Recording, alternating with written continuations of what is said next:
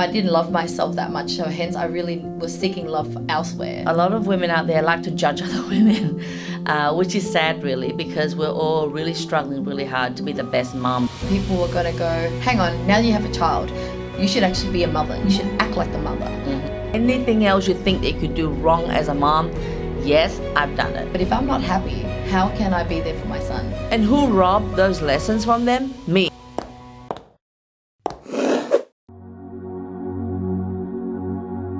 All right, Lynn. Hi, Jen. Back to In Her Steps for another episode. So last time we spoke about that turning point where we realized that we needed to leave that relationship, and we touch on a little bit about how we moved on from there. But I think the next important topic which you suggest we should talk about is taking care of ourselves, self-care.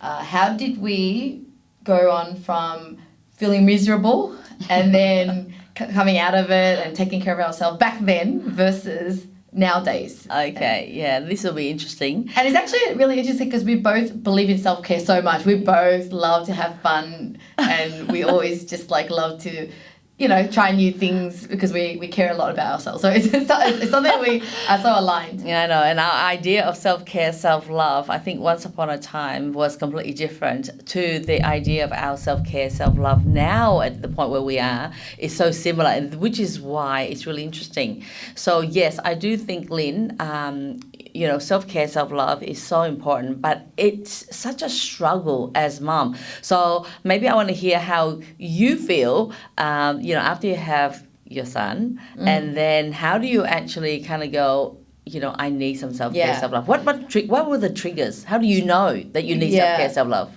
So at the time, I was only 20 years old. Obviously, my friends were still going out, partying, and I love to party. I love dancing, going to the clubs, and at the time, I was still very into boys. I call them boys because they are boys. Silly back then. And so I knew that people would judge. I knew that people were going to go, hang on, now you have a child, you should actually be a mother. You should act like the mother, right? And I remember my mum saying the same thing. It's like, well, you wanted a kid. Well, why don't you just sit at home and be a mum now and not go anywhere? And I really needed to ask myself, what makes me happy? And at the time, I was miserable. If I was at home, I would feel really depressed. I would feel isolated. At the time, I didn't love myself that much, so hence I really was seeking love elsewhere. And so my form of self-care or needing to fill my own cup was being out, going clubbing, being a teenager still, hanging out with my friends, and not lose that identity of a young girl. So that's what I did. But Lynn, you're only 20, so it's normal for you to feel these things. I mean, you're 20. That means what's the difference between 20 and 18? There's no difference. Yes. And I know that I was frowned upon. Hang on, you have a kid now, and now you're dancing, clubbing. But at the same time, I'm like, but if I'm not happy, how can I be there for my son? And, looking back, I wish I was there with my son a bit more because I was that mum that went out more. But then at the same time, I had to do what's best for me. And I know that it's okay because my son grew up really, independent. We love each other. We have a great relationship. So ultimately, the result speaks for itself. Even though at the time you go, oh, there were years that I feel like I don't remember spending quality time with him that well. But I was so young, so I forgive myself. Yeah. No, I think a lot of parents or a lot of other people always judge other people and judge single mom especially, saying, you shouldn't do this, you shouldn't that. And they have this massive long list, I don't know, about all the things that single mums should do and shouldn't do. Of course, they critique about mum in general. I mean, we as women being critiqued all the time, especially ourselves. We self-criticize, and then, of course, other moms criticize us too because we're not doing what they're doing. So I just wanted to say that I don't believe that there is anything that is the right way of being a mother, and then there is a not so right way. I also don't, unless you're doing drugs and alcohol that harms your children, besides those two things, I think everything is fine. And mom and ourselves, other moms and ourselves, should stop judging us so harshly about what we should and shouldn't do. Because everything depends on circumstance. I mean, take you, for example. You were 20, and of course you just had this child, so you're like a child having a child. So you're still trying to transition to motherhood, but still trying to identify who you are, what you like, and still trying to stay alive. Yeah. And emotionally in a positive way as much as possible. So your way of filling your cup is going out, clubbing, and still liking not boys. so sensible, but I had fun. And it filled up my cup, and I was able to be there for my son, go to work and come home to him, and then partying on the weekend. Yeah. How about yourself? What did you do? Oh my goodness. What I did was I love ballroom dancing for God knows how. I just don't understand why I really love ballroom dancing. So I used to go to ballroom dancing twice a week, sometimes minimal one time, maximum twice. And that was the time that I would go in there and I would learn some dancing and I would practice. And it's a good 2-3 hours of just solid practicing dancing. And that was my self-care, self-love, because that was time for myself. And that was time where I feel like it made me the happiest because I can still be myself, feed myself like emotionally, because you meet friends there. And when you're a single mom, such a healthier way to take care of yourself, like compared to me drinking alcohol, coming home late, feeling horrible. No, but I mean your thing works for you though. That's why Lynn, you shouldn't feel bad at all because I think your thing works for you, and I'm sure that some single moms out there will identify with that, and that's okay. Like we always talk about the difference between the two of us. I mean, whenever we see we would go straight and then there's a T-junction, and if there's a way to turn right, I would always turn right, and there's a way to turn left, you would always turn left. And now I'm turning right. Now the reason why I'm like, what a horrible thing I did to my body is because I'm sober now for nearly 3 years. I know, and so I don't drink anymore, and then hence I'm so detached from that life. Yes. Right? How exciting though. But but for you, I mean, you've gone on such a long journey, and for me at that time was just ballroom dancing, and still now ballroom dancing. So that is my self-care, self-love. So just hang on, you love bath. Ever since I met you, you have that time to yourself. Tell me more about bathing because that's something new that I've been adopting because I do feel like actually it's that quiet time. Yeah. Most of the time you're so busy that you don't have time to sit on your own, and the warm bath just soothes you. And so I actually have a routine or a calendar schedule to have a weekly bath. Actually, so I tell myself now every weekend I must have a bath. I skip some weekend. It's still a habit I'm trying to build. But how did you get into having a bath? Goodness. I just found that because I used to have very stressful day, with the children and everything else and work. So I find that when alone time is usually in the toilet or in the bathroom because, when you have kids, you have lots of things to do. It's like, Mom, there's always something like that. So I've discovered that when I'm in the bath and I say, I'm in the bath, and no one disturbs me. So I think it was kind of by default that I was in the bath. And I found that once I'm in the bath and that water, it soothes you so much, and you can just have time to reflect and think. And I think most people like to do, like for example yourself, you like to do meditation in the morning, right? So for me, bath time equals meditation. Yeah. I'm still struggling with meditation, by the way, but I journal every day. That's something I'm proud of. Gratitude every day. Yes. Praying to God, asking for things. No, not asking for things, thanking things. Thanking for his blessing, and asking for him to pray over me for blessings and direction. Meditation in terms of closing your eyes and just staying still is a new habit that I'm still trying to maintain. Yes, I struggle to do meditation, but if I can get myself into a space where it's like, how they say to empty your mind, the only time I can empty my mind was cutting fruits. Do you know how I always cut lots and I peel all the bits off, like all the citrus fruits and everything, and sometimes if I'm really, really stressed, my family knows, oh my God, if they come home and Mom's peeling a whole plate of goodness something, she's stressed. Stay away from her. So Well, actually, I found it in painting. I never used to I'm not a creative person in terms of artist, but when I did paint and sip class, and they teach you how to paint, and I'm just so focused on painting, and then at the end you see this beautiful artwork that you could never imagine you could do, but because you're learning it, it's so therapeutical or mindful, you just focus in the moment. So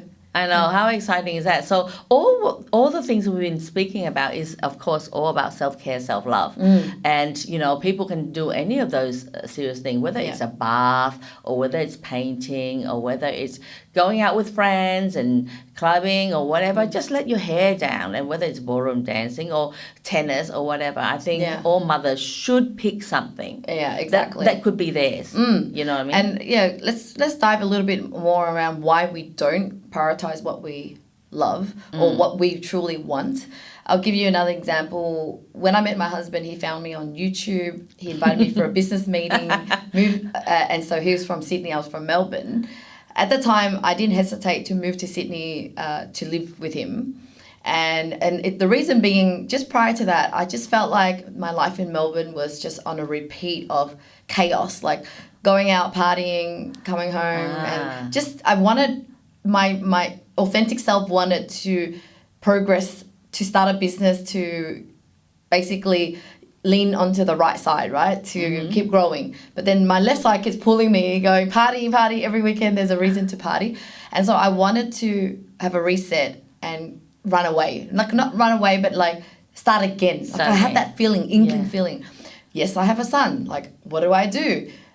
I still felt like if I'm not fulfilled, if I'm not happy, I can't be there for him. And so I was fortunate that my parents at the time were supportive of me. We moved back home. I just started my business and I bought a ticket to America for 2 months. It was like I just felt the need to get out. And so I bought that ticket. And yes, I was planning to let my son be with my parents for 2 months because it was that feeling that you needed it, right?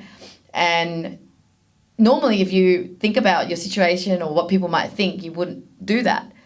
But I knew that's what I wanted. Now, when my husband met me and he said, well, I can't move to Melbourne because I have a manufacturing company. I can't work from anywhere, whereas you can work anywhere. Would you be able to move to Sydney? I didn't hesitate. I was planning to restart anyways, right?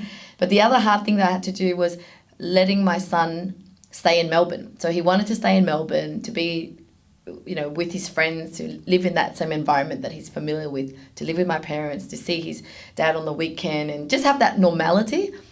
And I had to make that decision of prioritizing my new path, my family, my new family I'm going to have, the new life that I need to have, because I was not going anywhere by being there.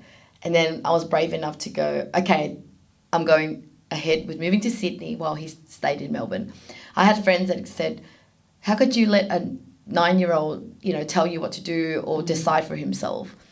And, and in a way, how could you leave your son like that too, right?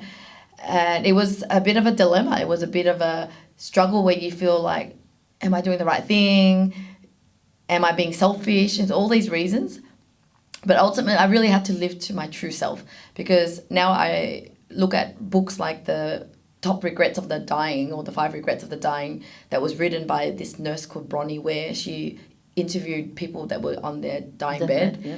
And like one of the top thing is, I wish I was true to myself, or I wish I, fulfill my needs. Yeah, it's about letting yourself be happy and do what you want ultimately.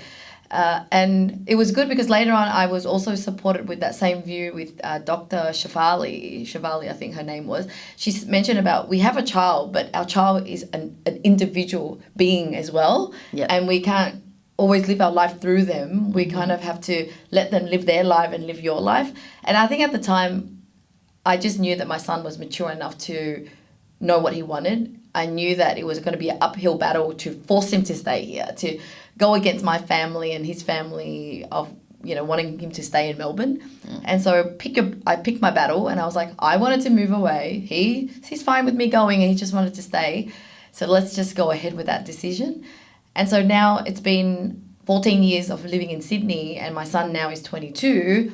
He's grown up to be such a gentleman because he stayed in his environment.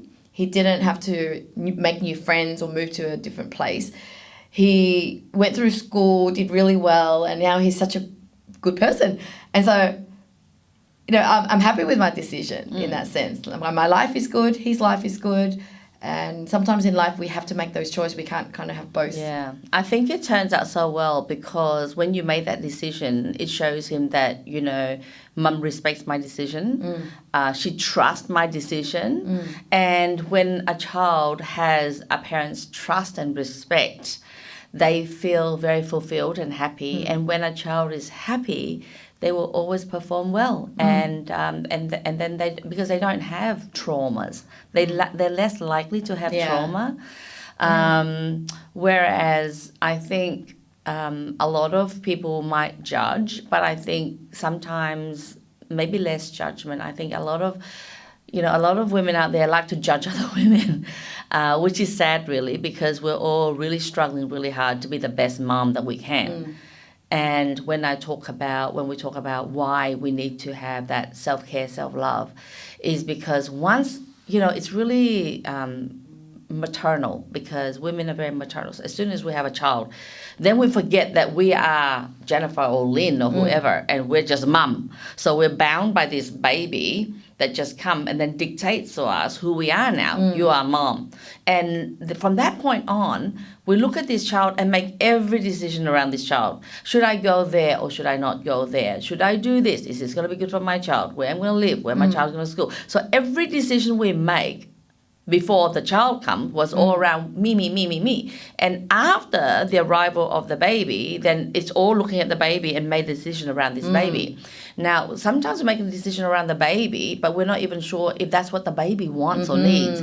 So apparently when you made your decision, it was exactly what your son wants and needs. Exactly. So it works out very well. Yeah. So in my situation, sometimes there are choices that I've made that is not so in contrast to you. So sometimes we say, just because you're trying to do the right thing all the time, sometimes the right thing isn't always right.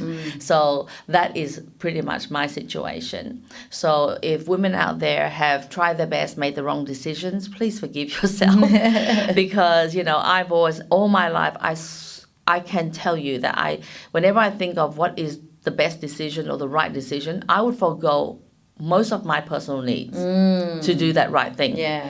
And sometimes that right thing isn't even right because it And isn't how do you what feel my child now? wants. Like now that you look back and I look back and I wish someone would have told me, Jennifer, pay you should have more. met me earlier. Yes, then I'll be. I don't think I was ready for that though. But the thing is, like, because while your son is really happy these days, like I have one child that suffers from a lot of trauma, and those traumas, a lot of those decisions were caused by me.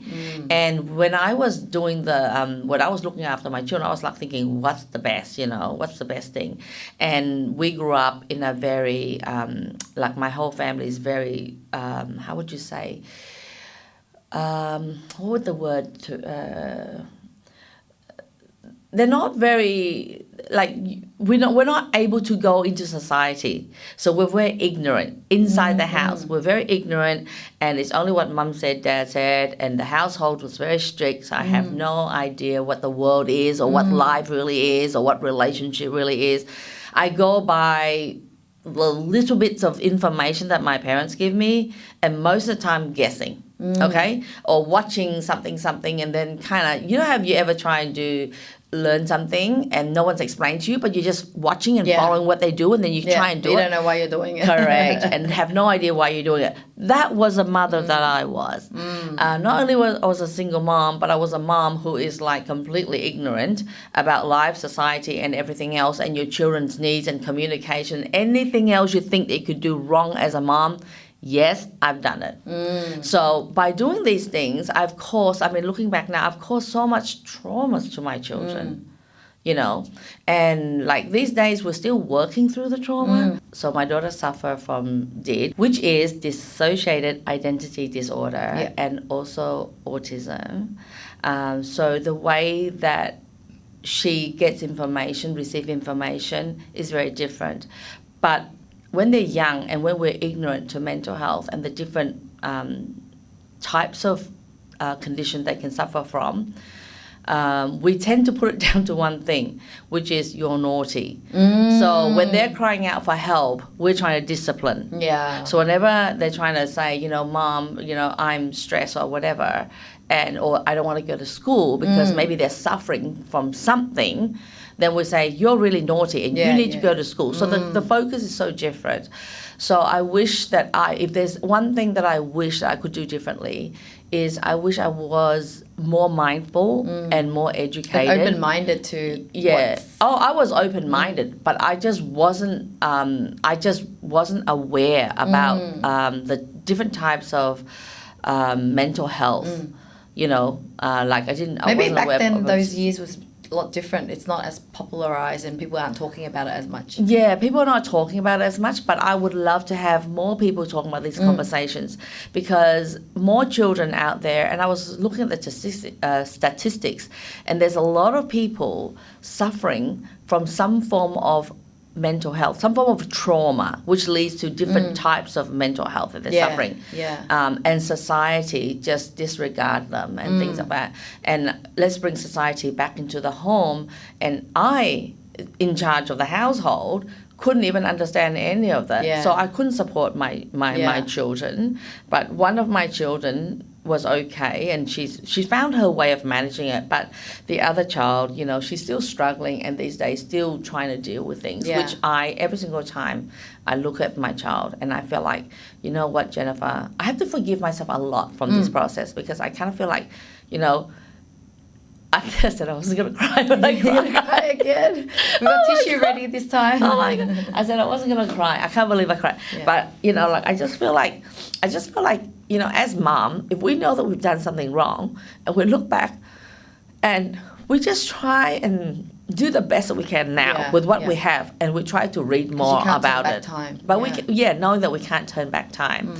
And that's why I said, to you, Lynn, sometimes when you think, you made a decision, and people judge a lot, and I've made a decision that I felt like it's always a right decision, and I always compromise myself for it, but still the right decision isn't always right. Yeah. And interesting, you talk about mental health and self-care. Often I find that some women also go, I'm in a very bad state, things are going wrong, or my life isn't ideal, so then I'm not in the mood to, let's say, exercise, to do self-care, to go out. But it always reminds me of Tony Robbins is saying, it's like emotions come from motion. Like you got to get moving. You got to do things before you can feel in the mood, right? Look, I don't have mental health to understand it, but often we always default to just like, I'll just stay safe, do what I normally do, and I'll just do that later when I'm better. But that better never comes. You just have to snap out of it and go, all right, go out for a coffee with a friend, start talking about your challenges, then you'll feel better, or go out and get that massage. Don't wait till you're better to be in the mood for it. Go and do it, and then you will be in the mood. And I think that's really important. Yeah. I think it's interesting that you were talking about go and do something, and then you don't wait until you feel better to do it, but do it so you can feel better.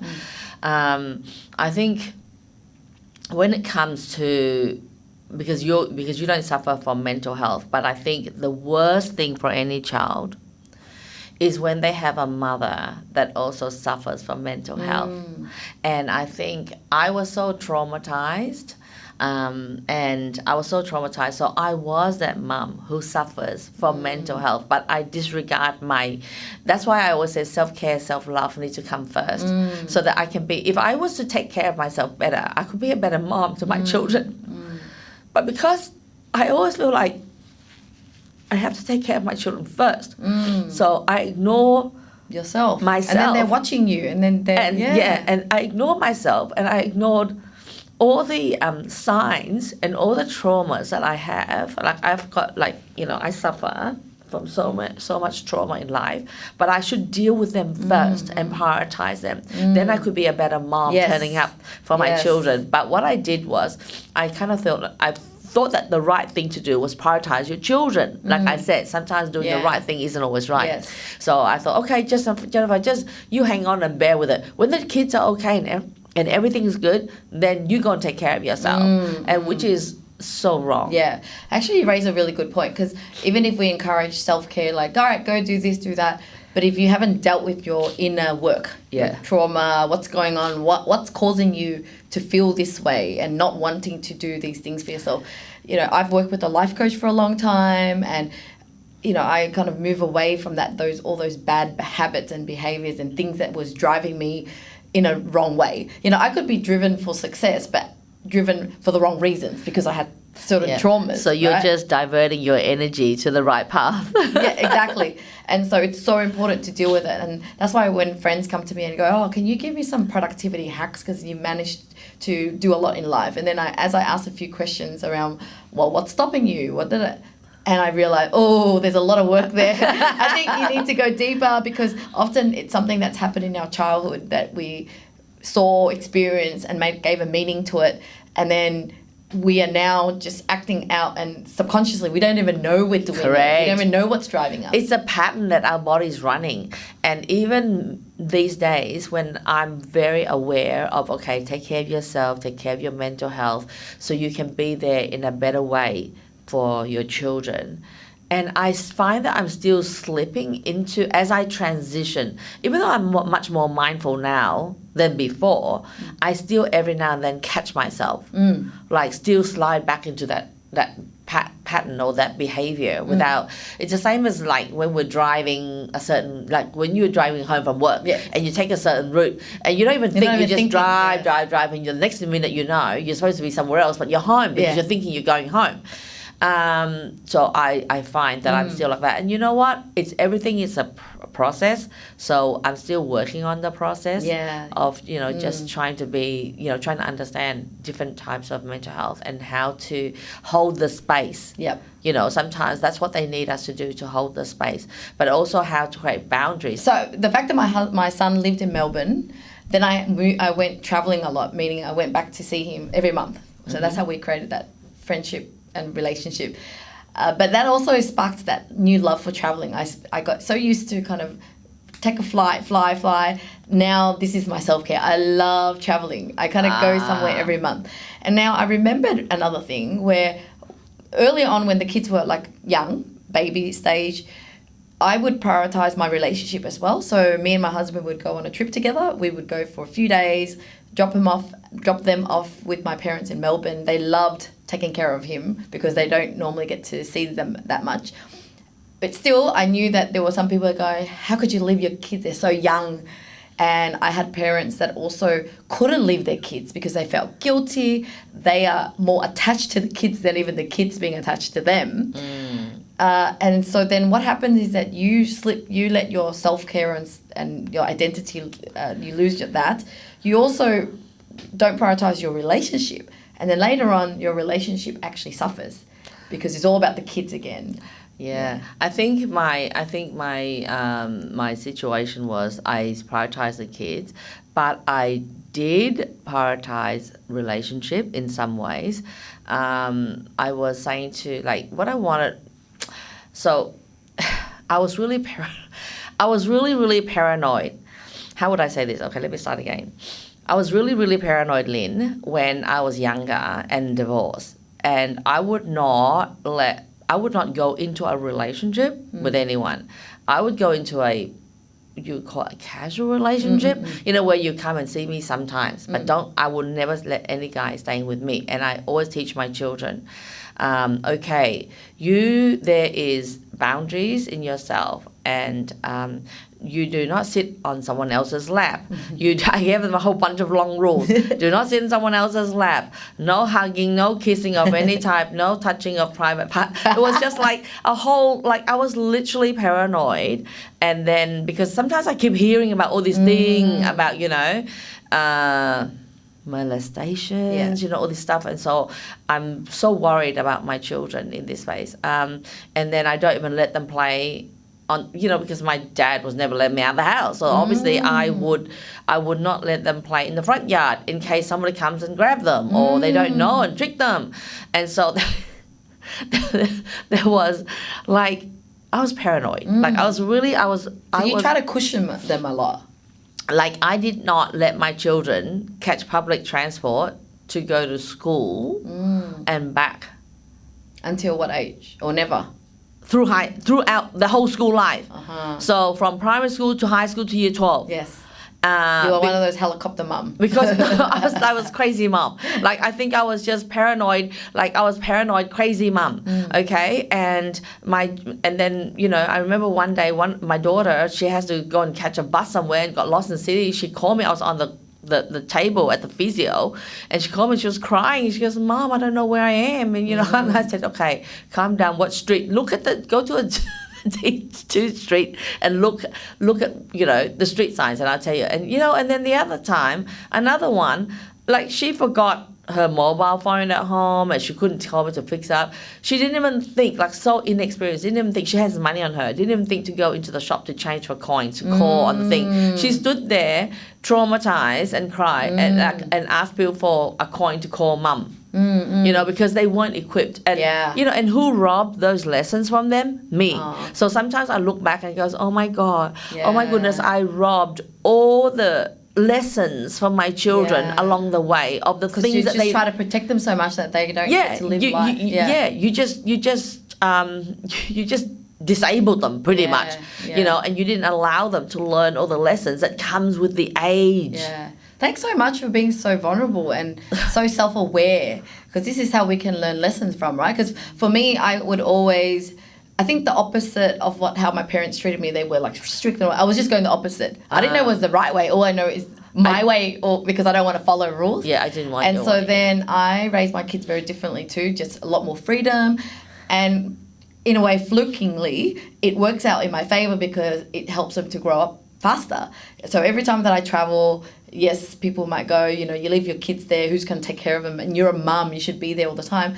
But they had to start learning to be independent. They made their own lunch. They started to walk to school early, because I had to figure out, like, okay, well, I can't always be there. I should start teaching them how to walk to school and walk back, Yeah. And then when they did, it's like, yay, freedom for me, independence for them. Tick. Even my own husband, if I listen to everyone or listen to him and go, hey, as a wife, as a mother, you should always be at home. If I'd followed that, he wouldn't have grown too. Now he loves to cook. He loves to take care of the kids because he feels proud, like he's like gained a skill set, right? And so I think I didn't intentionally try to teach him independence. I was more like going, I want to live my life. I want to take care of myself and do what I want. Besides, you should do that. And then now I can see the fruit of that. Yeah, no, how exciting. So different people, it doesn't matter what version it is, but it's how we turn up, I suppose. But the most important thing is just to keep moving forward, I think. Yeah. So nowadays I teach people in my workshops and about to write a book, and when it came to self-care, I actually make it super easy for them and give them a list of bunch of self-care things. Yeah. And now with pick one. Yeah. I'll pick two. Because what happened is our mind, we generalize, we kind of go, all right, sometimes people would departmentalize life as work, like home, work, home. But that's just such a broad category. At home, how are you spending time with your kids? How are you planning to spend time with your husband? And if you don't have ideas on how, you won't do it, right? So sometimes all you could think on top is like watch a movie, play balls outside. But if you go on ChatGPT and you go, give me 100 ideas on what I can do with my partner or for myself, you will come up with that list. So this is a true example. My husband started journaling because I've been encouraging him to. I see him in his journal. My goal for today is love my wife and be nice to her. I said, okay, how are you planning to do that today? Because the feeling is created from an action, right? Being nice, you can't just go nice. Nice is, how are we going to be nice? And he hasn't thought about it. If you don't know exactly how you're going to be nice, then you're just hoping that you're nice. And so I said to him, how? And he goes, I'm not sure. I said, go on ChatGPT, write 100 ideas to be nice to my wife. And he was like, wow. So and many ideas. Write a compliment letter, a note, give her a kiss, whatever it was, right? It was just 100 ideas he never thought of. Yep. And now it's easy. I said to him, every day, start picking off one and try it. and then you start doing that more regularly, so it becomes a habit and then you can add more in. And that's exactly how I started living my life, a lot more intentional. It was just brainstorming in advance, what should I do? So I used to even write like surprise physical cards to my client or to friends, find a photo on their Facebook, put it on there. I'm sure I would have sent you a card in the past. Yes, yeah. And I did that, and it's something that you have thought about, then you do it, and then it makes them happy, it makes you happy. So, yes, very much so. I think what you're talking about is the be, do, have principle. I think there's a good book that talks about this one. It's Esther Hicks, and I think Esther and Abraham Hicks, and they talk about the be, do, have. So you have to be a certain way. Then when you're being that way, so if he wants to make his wife happy, then he has to go and do a certain things, and then you'll have that, right? Yeah. But a lot of people, it's interesting because a lot of people goes, oh, when I have this, then I'll do that, then I'll be that. Yes, it doesn't work that way. It doesn't work that way, because they say, oh, when I have a lot of money, then I'll go and make my wife happy. Then I'll take my wife on holiday, and then she will be happy. Yes, but it doesn't work like that. Yeah, and when people look at my life now too, and they're like, well, I can't be like you. Of course, you have the money and the time now that you can travel the world and you can do more self-care in that way. You can pay a massage. I said, you can start small. You can go on a glamping trip once a year first and just do that, and then you increase it as your life circumstance change. There's a lot of things you can do for free.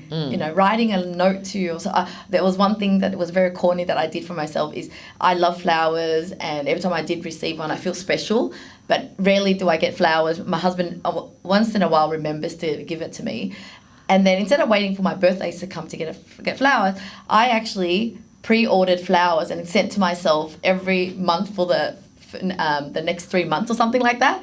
And I wrote a note to Lynn, like, hi Lynn, you're doing a great job, or something like that. And once you schedule it and it came, you actually still get surprised because you don't remember what day it's coming. So you get ding dong, and then you open, That's my flower. And I did that. And I remember just feeling so good, and it's one of those things that I've forgotten now, but I should get back into. That is such a great idea. Yeah. That is such a great idea. And you know what? I think I wish that more men could do these little gestures. Maybe you should, in your workshop, maybe you should do a section where you suggest all the little things that men can do for women. Yeah. And one task I do is I go, think of someone that you've been thinking about and you wanted to say something to them, but you haven't had a chance yet. And they're like, oh, okay. And I go, take out your phone, type it in your notes, and I try it.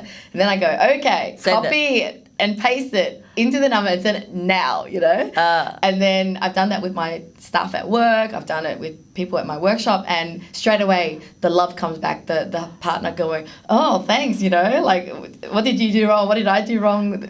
It's so surprised. Yeah. And some people hesitate with doing that exercise because it's not normal for them. They're like, I don't normally say sweet things out of nowhere. I said, but everything can be learnt. Once you keep sending it again and again, it becomes normal. So just reteach yourself and your relationship. You can just turn from being non-intentional and not romantic to a new life. Yeah. Well, everything is just a matter of habit. So you get into the habit of doing wonderful, nice things for your partner, for your children. Then, and I think that usually change starts with us. So when we start shifting, then everything, all the other relationship in our lives shifts as well. Yes. So I find that when I started shifting in my relationship with my children, with dealing with their stress and trauma, then it shifts as well. So these days we have such a beautiful, close relationship that, I prayed for such a long time. I just keep praying. I said, what can I do? What can I do to create that beautiful relationship? Because I have a beautiful relationship with my mother. So the only thing I wanted was a beautiful relationship with my children. And if anything else, I'm very grateful for the fact that these days we have a very trust, it's like a very trustworthy. It's a very no, I wouldn't say trustworthy. It's a very trusting relationship, and it's a relationship where we feel safe in. And I think that's important. I think through their childhood, maybe for most of the time they didn't feel safe, you know, and being around their mother, not feeling safe is not such a good thing. Yeah. We decided to do this because we want to reflect, share what we've learned, but also learn from each other because we all grew up differently. So I guess my key takeaway for today is that it's never too late to take care of yourself. Always go back to the root and go and deal with your trauma, right? Because that's when you can do a lot more like identity shift and truly heal yourself. And then, you know, pre-plan all the activities that you can do and then start doing them. Follow the be, do, have. Yeah. What were your kind of summary? I think for me, definitely no judgment on how people, okay, number one is self-care, self-love is a must. Number two is no judgment on other people's self-care, self-love. Because we're not them, we wouldn't know. Number three is to be more open and aware to children's behavior, because sometimes when they're asking for help and they don't know how to ask for it, we just disregard it as being naughty. So that's not good. So maybe everybody look into a little bit with mental health so that we can, I'm not saying that everyone's child is suffering from mental health, but usually let's not call it mental health, let's just call it trauma. Either, you know, someone in our family, someone in our friends, someone at work, someone that you know is suffering from some sort of trauma. So it's always good to have a little bit of an understanding about trauma. This way, whoever that we're dealing with, we're more supportive in this relationship. But I find finally, for Linh and I find that these days, you know, our self-care, self-love is more aligned. We both travel a lot, extensively. We both enjoy baths. We both still massages. We both still enjoy massages and any facial treatments and hair treatments and enjoy doing podcasts and having conversations. This is our self-care. Yeah, this is a part of our self-care, self-love. And of course, we love dining out and having different experiences. We love going to retreats, like, you know. So we love very similar things these days. And Linh still loves, Linh no longer loves alcohol, but she still loves the music. Yes. I still love ballroom dancing. So, yeah, you know, our self-care, self-love is pretty much aligned these days. Yeah. And just hanging out with people we love is probably one of those things as well. Well, ladies, would love to hear what you've learned from this episode today. And also, what is the one self-care activity you're going to implement in the next 30 days? I think for me, I'm going to make sure that I'm going to get back into sending some flowers to myself. Next year, I might send it like every quarter or something like that, you know, based on my budget and the frequency I feel like will make me happy. But that will be my task. Okay. I'll be on the road around the world all the time, so I can't really do the flower thing, even though I really like the idea, Linh. So I think for myself, probably schedule more time. For me, healing will probably settle more time for baths, because when I'm traveling. When you say more, is it more weekly time. Or monthly? No, I'm talking about more like at least a few times a week. Oh, nice. Yeah, because I used to have one every day, but then when I started, because my bath every day is like me time, and then when I started traveling a lot, then I'm just always on the road, and then I just let go of the bath time. Yeah. But I think now at least I'll try to at least have like 2 or 3 times a week. Yeah, so we've got homework for ourselves, and we want you to have homework as well, because we don't want this to just be inspirational. We want this to be actionable, practical, so that you can have a transformed life. Follow our steps. In her steps. Thank you so much for watching, and please like and subscribe for more episodes like this. Bye.